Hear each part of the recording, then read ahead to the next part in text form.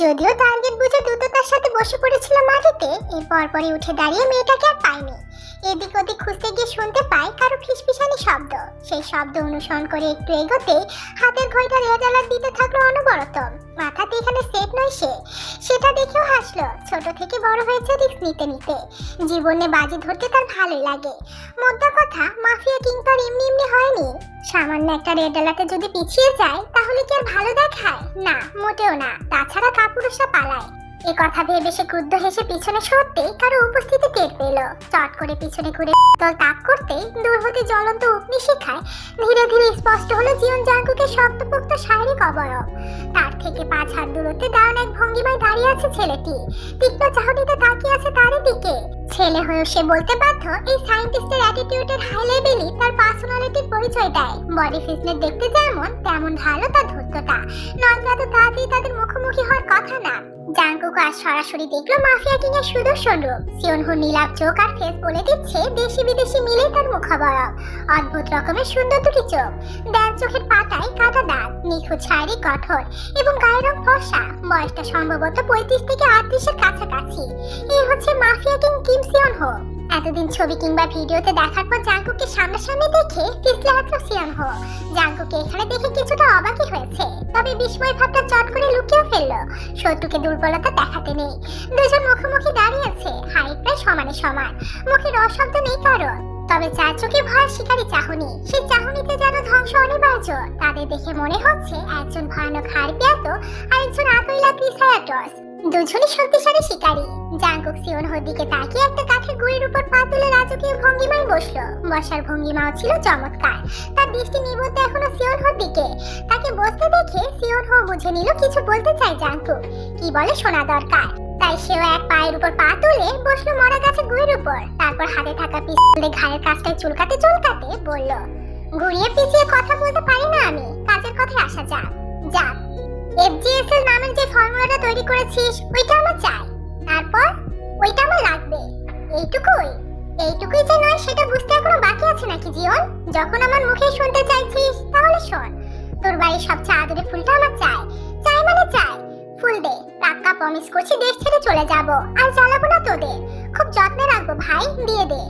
ফুলে যেমন সৌরভ আছে তেমন কাঁটাও আছে, সেটা জানিস? সেই কাঁটা কে? তুই বুঝি? ধরে নে তাই।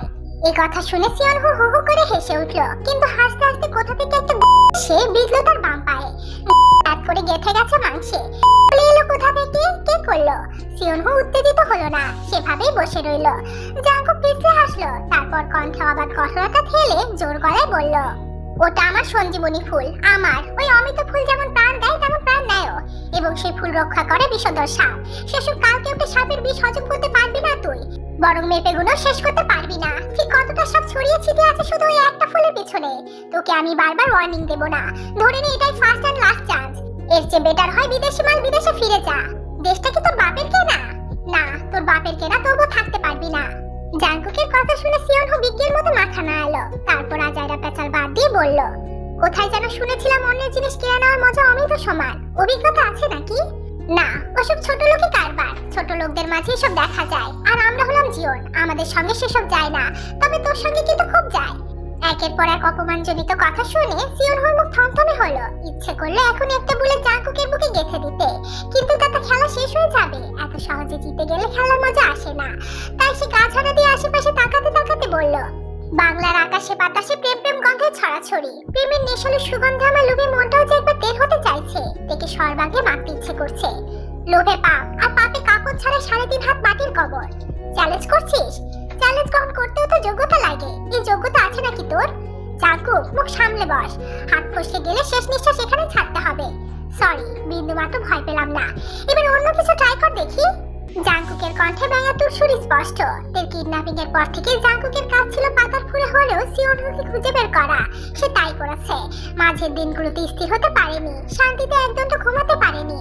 বারবার মনে হয়েছে জীবন বাড়ির মেয়ের দিকে কেউ হাত বাড়িয়েছে। এত বড় কলেজা, এত দুঃসাহস। সেই ব্যক্তিকে তার মুখোমুখি চায়।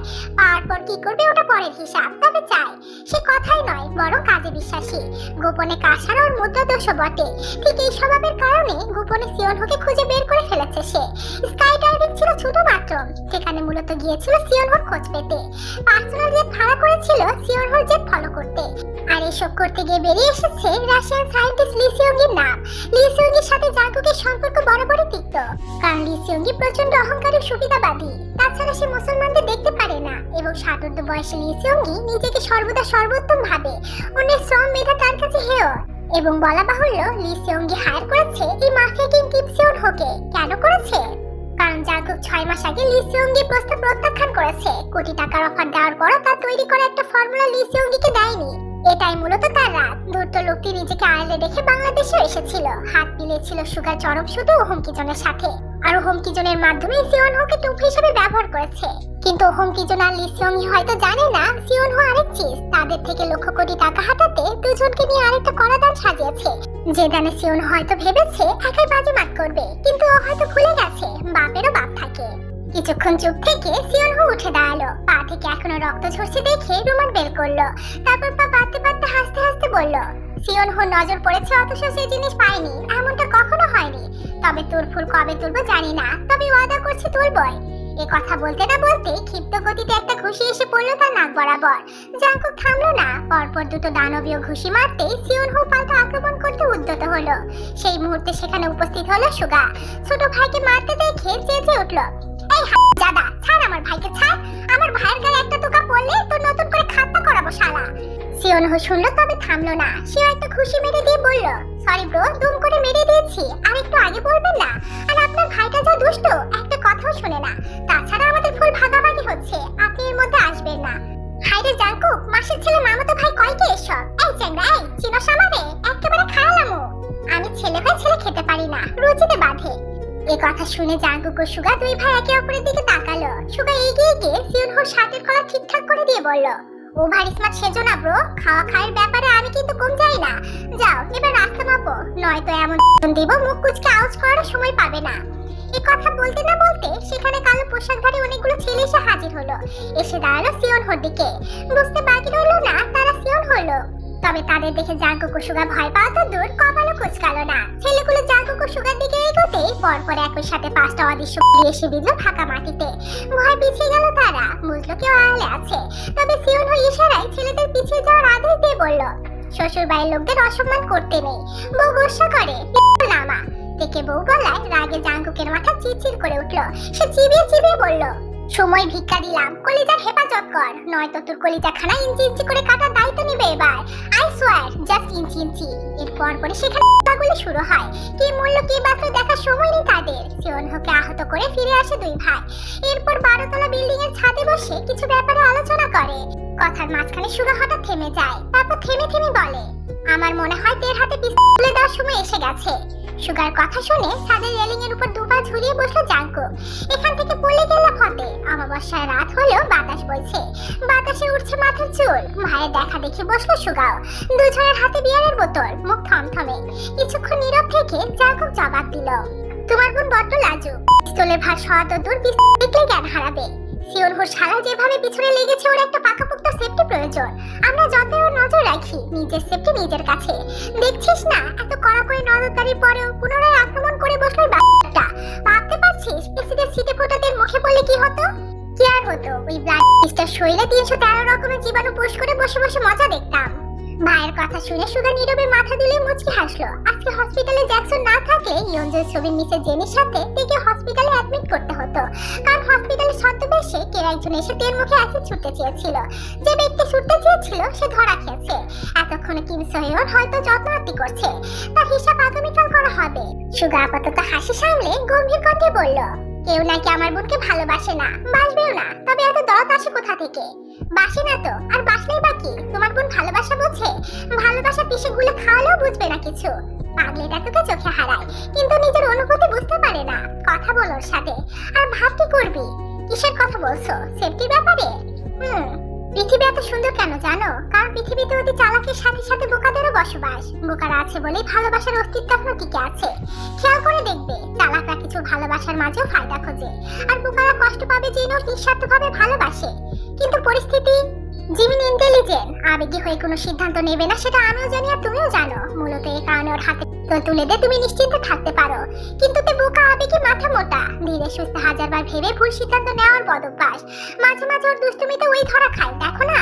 তা তাকে যদি পিস্তল দিয়ে সেটা লুকিয়ে রাখতে বলো, দেখবে কোথায় রাখবে সেটা ভাবতে ভাবতে অসুস্থ হয়ে পড়বে। তাই ওকে নিয়ে এসব চিন্তা করা যাবে না।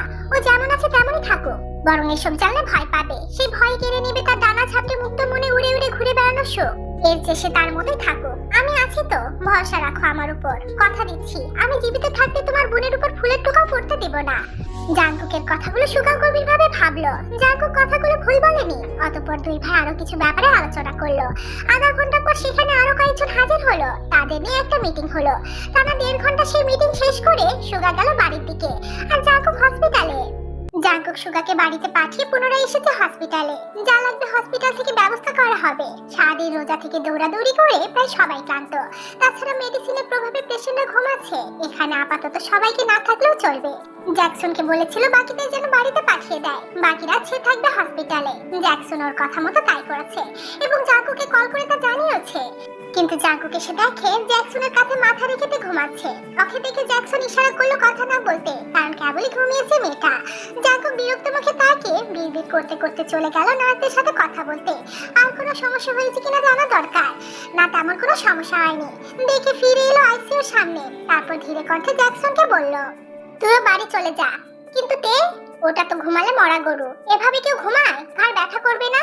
দাঁড়া, ওকে কেবিনে শুয়ে দিয়ে আসি।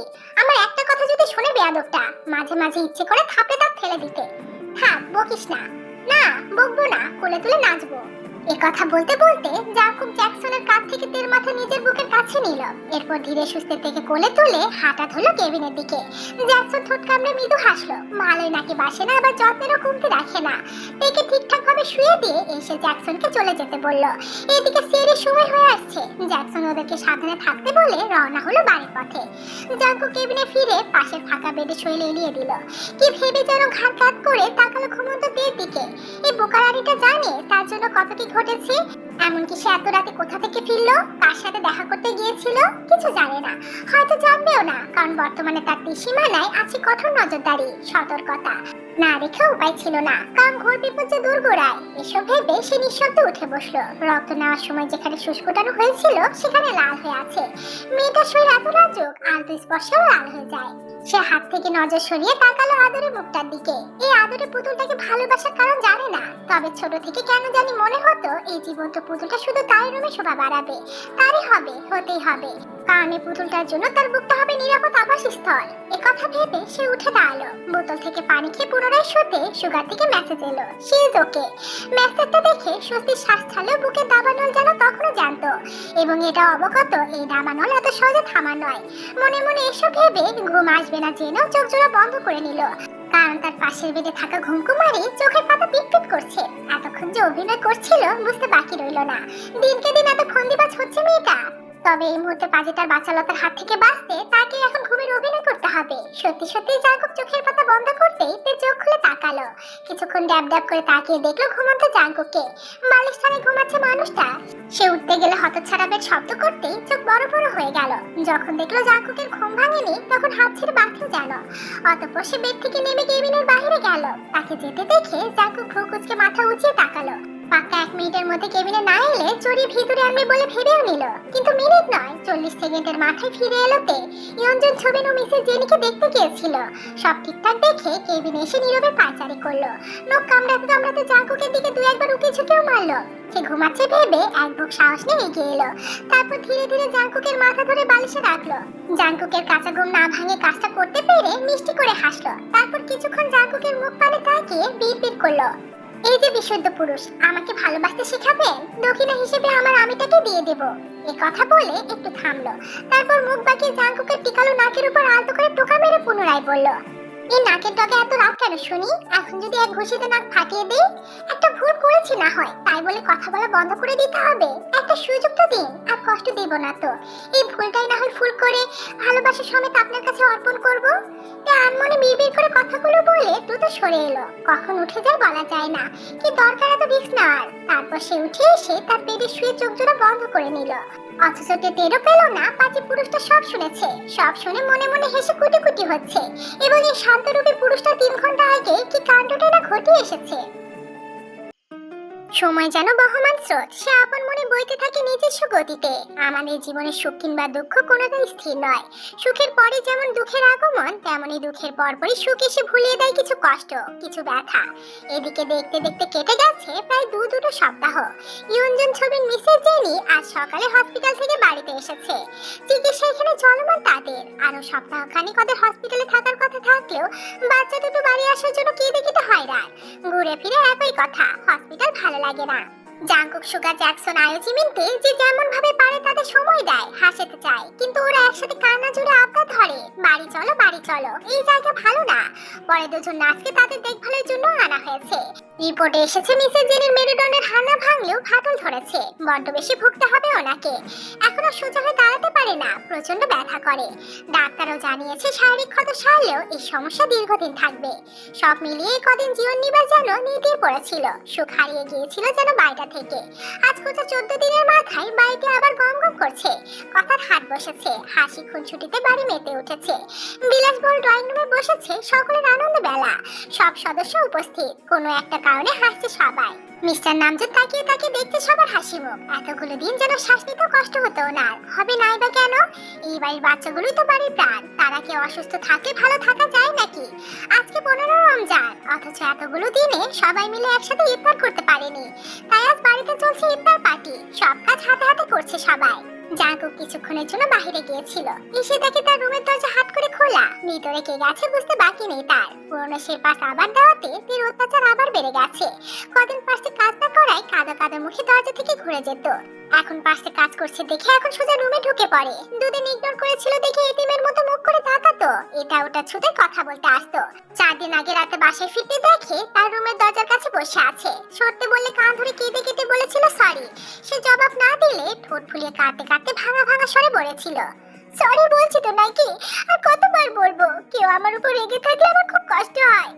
এভাবে সরি বললে কি আর রাগ করে থাকা যায়, নাকি রাগের অভিনয় চালিয়ে যাওয়া যায়? অগত্যা থমথমে মুখে বলেছিল সে মাফ করে দিয়েছে, তবে এবারে শেষবার। অথচ মাপ পাওয়ার খুশিতে সে পূর্বের মতো আবারও বাঁধানো শুরু করেছে। যখন তখন রুমে আসা, রুমের জিনিসপত্র ঘাটাঘাটি করা, কিছু বললে মুখ ভ্যাঁচানো, খেতে বসে তার ভাগের খাবারে ভাগ বসানো, কফি এনে দিতে বললে আড়ালে গিয়ে এটু করে দেওয়া। এভাবেই দিন কাটছে। এখন নিশ্চয়ই কোনো আবদার নিয়ে এসেছে, কারণ কিছুক্ষণ আগেও দেখেছে আর ফোনে অনলাইনে এদের ড্রেস দেখছে। হয়তো গতবারের মতো কোনো ড্রেস দেখিয়ে তা বের করে বলবে, জাংকুক ভাই এই ড্রেসটা কিনে দেন না, এটা কিনে দিলে ঠিক পুতুলের মতো একটা বউ পাবে। দাম কত? 9320 টাকা। একটা ড্রেসের দাম 9000 টাকা? টাকা কি গাছের শুকনো পাতা যে চাইলে পাওয়া যায়? দেন না জাংকুক ভাই। বলছি তো টাকা নেই। ওই যে ওই লকারের সেকেন্ড ড্রয়ারে অনেকগুলো নতুন টাকার বান্ডিল আছে, ওখান থেকে নে। তুই আবার আমার লকার খুলেছিস? আমি লকার খুলিনি, রুমে এসে দেখি খোলা। উকি মেরে দেখি অনেক টাকা, নতুন করকরা টাকা দেখে টাকা না হাতে নাকি পাপ হয়, তাই 5000 নোট মেরে দিয়েছি। 5000 নিয়ে আবার ড্রেস কেনার আবদার করছিস? তুলে আছাড় মারার আগে চোখের সামনে থেকে যা যা বলছি। এই কথা শুনে ওই মুহূর্তে মন খারাপ করে চলে গেল। পরে ড্রেসটা নিয়ে ছেড়েছে, আর রুমে যত টাকা পড়ে থাক সে কখনো হাত দেয় না, বরং সেটা তুলে ঠিক জায়গায় রাখে। এবং সেও বোঝে তাকে রাগাতে পাজিতে এসব বলে। পুরনো কথা ছেদ ঘটিয়ে জাংকুক রুমে ঢুকে দেখে তে 4 হাত পা ছড়িয়ে ছিটিয়ে বিছানায় শুয়ে আছে, একটা বালিশ ওর বুকের উপর, ঠোঁটে মিটি মিটি হাসি। তাকে দেখা মাত্রই লাফ মেরে উঠে হড়বড় করে বলল, জাংকুক ভাই দারুণ একটা খবর আছে।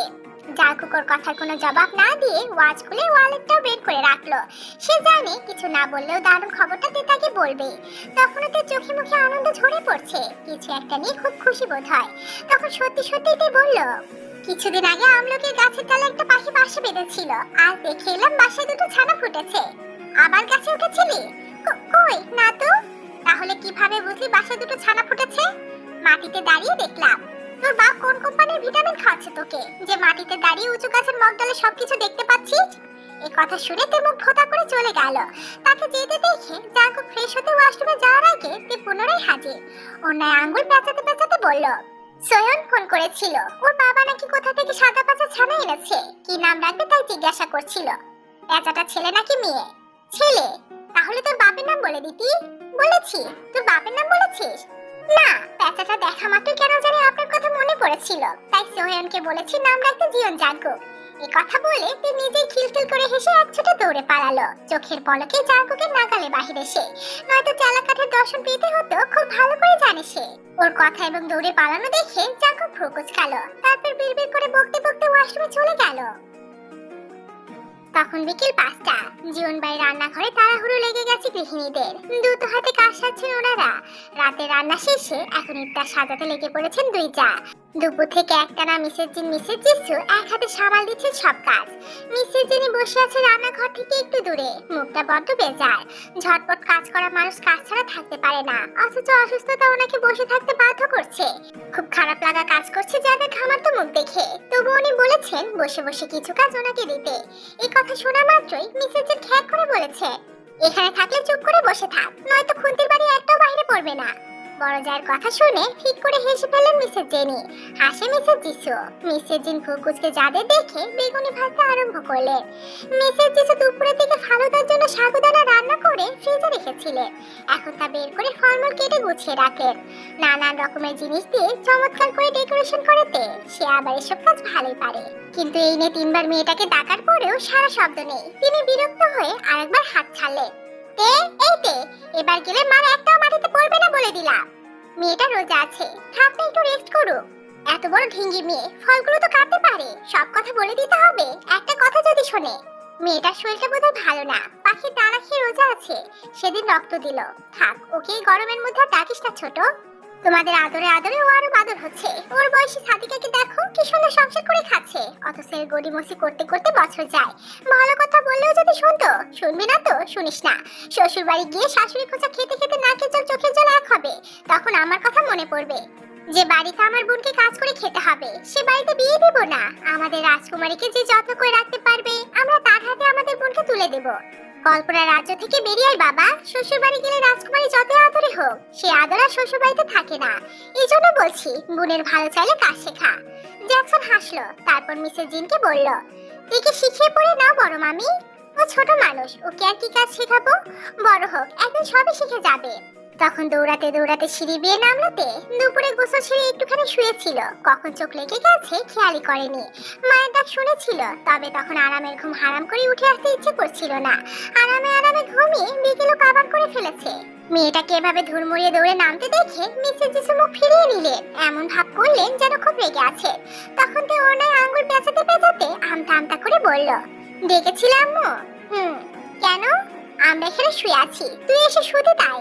মিসেস জিসুর কথা শুনে তো ভেবাচাকা খেয়ে গেল, বুঝলো মাকে রাগিয়ে দিয়েছে। তাই মায়ের রাগ ভাঙাতে এগিয়ে আসতে দেখতে পেল কাটা ফলমূল এবং তারই পাশে ফালুদার কাপ। বুঝলো এই কাজ তাকে করতে হবে, তাই সে কথা না বাড়িয়ে প্রতিটা সদস্যের জন্য ফালুদা রেডি করার কাজে লেগে পড়ল। তে সবকিছু সাজিয়ে ফ্রিজে তুলে হাত ধুয়ে বের হতে মিসেস জিন বললেন, ও মা, ফোনটা জাঙ্কুকে একটু দিয়াই না। আচ্ছা, বাগানের দিকে গেছে দেখ। আসুন, আসার সময় কয়েকটা লেবু তুলে আনিস। আচ্ছা। এই কথা বলে রান্নাঘর পেরিয়ে বাইরে এসে পিলারের পাশে দাঁড়িয়ে গেল। জাঙ্কুকের ফোনের লক খুলতে চেষ্টা করলো, কিন্তু হলো না। তাই বিড়বিড় করে বকতে বকতে বাগানে গেল। বাগানে কেউ নেই, তাই গেল বাড়ির পিছন দিকে পুকুর পাড়ে। তাদের পুকুর পাড়টা শান বাঁধানো, অনেক জাতের মাছ ছাড়া বেধায় কেউ গোসল করে না। বাইরের লোক এসে মাছ ধরে দিয়ে যায়। এদিকটা নির্জনতাই খুব একটা আশা হয় না, তবে জাঙ্কুককে মাঝে মাঝে দেখা যায়। সে এখানে এসে দাঁড়িয়ে থাকে প্রায় সময়। এই যেমন এখনো দুই পকেটে হাত গুজে দাঁড়িয়ে আছে, বাতাসে উঠছে তার কপালের উপরে থাকা অবাধ্য চুল। পরনে সাদা টি শার্ট ওঠাও যায়। সে পিছন থেকে চুপি চুপি এসে ভাও করার আগে জাঙ্কুক বলল, এখানে কি? ফোন দিতে এসেছি। জাঙ্কুক হাত বাড়ালো, তে ফোন এগিয়ে দিয়ে জাঙ্কুকের পাশাপাশি দাঁড়ালো। সে জাঙ্কুকের বুক বরাবর। হঠাৎ দমকা বাতাসে তে চুল এলোমেলো হয়ে গেল। উড়ন্ত চুলে ঝাপটা লাগলো জাঙ্কুকের চোখে মুখে। ব্যাপারটা খেয়াল করে ধমক খাওয়ার আগে তে চুল গুছিয়ে হাত খোপা করে নিল। মিস্টার কায়ের রাজহাঁসের মাংস ভীষণ পছন্দ। উনি মাঝে মাঝে রাজহাঁস কিনে আনেন। কিছুদিন আগে খাবেন বলে এনেছিলেন, কিন্তু ইয়ঞ্জন ছবির দিনটার জন্য খাওয়া হয়ে ওঠেনি। ফলস্বরূপ রাজহাঁস দুটো দিনের বেশিরভাগ সময় পুকুরে ভেসে বেড়ায়। সন্ধ্যার পর দারোয়ান কাকা ওদের গ্যারেজে রাখে। এর হঠাৎ নজর গেল ভেসে বেড়ানো হাঁস দুটোর দিকে। সে বলল, পুকুরে ভেসে বেড়ানো হাঁসগুলো কত সুখী, তাই না জাঙ্কুক ভাই? ইস, আমিও যদি হাঁস হতাম। আফসোসের সুরে বলাতের কথা শুনে পুকুরে তাকালো জাঙ্কু। হাঁস দুটোকে আপন মনে ঘুরে বেড়াতে দেখে সত্যি মনে হচ্ছে তারা ভীষণ সুখী। তারা পুকুরে ভাসতে ভাসতে ছোট ছোট মাছ পোকা ধরে খাচ্ছে, কখনো কখনো নিজস্ব স্বরে ডাকছে, পাশাপাশি ভাসছে। টলটলে স্বচ্ছ জলে ধপধপে হাত দুটোকে দেখতে সত্যি খুব সুন্দর দেখাচ্ছে। হঠাৎ পুরো হাঁসটি নারী হাঁসটিকে চেপে ধরে সঙ্গমে লিপ্ত হলো। যা ঘটলো সেটা ছিল অনাকাঙ্ক্ষিত। এই দৃশ্য দেখে মুহূর্তে ঠোঁটে হাসি এঁটে দাঁড়িয়ে দেখতে থাকাদের হাসি মিলিয়ে গেল। বিস্ময় চোখ দুটো বড় বড় হয়ে গেল, অসাদরে গাল দুটো রাঙা হয়ে উঠলো, কান দিয়ে যেন গরম ধোঁয়া বেরোতে লাগলো। নারী হাঁসটি পালাতে গিয়ে পারলো না, আটকা পড়লো পুরুষ হাঁসটির নিচে। জাঙ্কুক পাশে থাকায় সে আর তাকিয়ে থাকতে পারলো না, দুটো দৃষ্টি সরিয়ে অন্যদিকে তাকালো। কেন জানি হাত পা ভীষণ কাঁপছে। অসীম লজ্জায় চোখ তুলে তাকাতেও পারলো না পাশের মানুষটার দিকে। কত শখ করে না হাঁস হতে চেয়েছিল, কিন্তু কি থেকে কি হয়ে গেল। একরাশ লজ্জায় এক ছুটে পালিয়ে যেতে যেতে বিড়বিড় করলো, না না, আমি হাঁস হতে চাই না, ছি ছি। এ কথা বলতে বলতে পালিয়ে গেল ঠিকই, তবে ভুলে আর পিছু ফিরে তাকালো না। কিন্তু একবার তাকালে হয়তো দেখতে পেত তার বিশুদ্ধ পুরুষ নিচের ঠোঁট কামড়ে ধরে হাসছে। হাসছে তার চোখ জোড়াও, কি চমৎকার সেই হাসি। সেই হাসি নিদারুণ ভাবে স্বচ্ছ জলে ফুটে উঠেছে। চলে গেছে বুঝতে পেরে সে হাসতে হাসতে বলল, কেবল তো শুরু লাজুকলতা, এখনই লজ্জায় ডুবলে চলবে? সর্বনাশে চিপা গলে যাওয়ার কথা তো স্মরণে রাখতে হবে।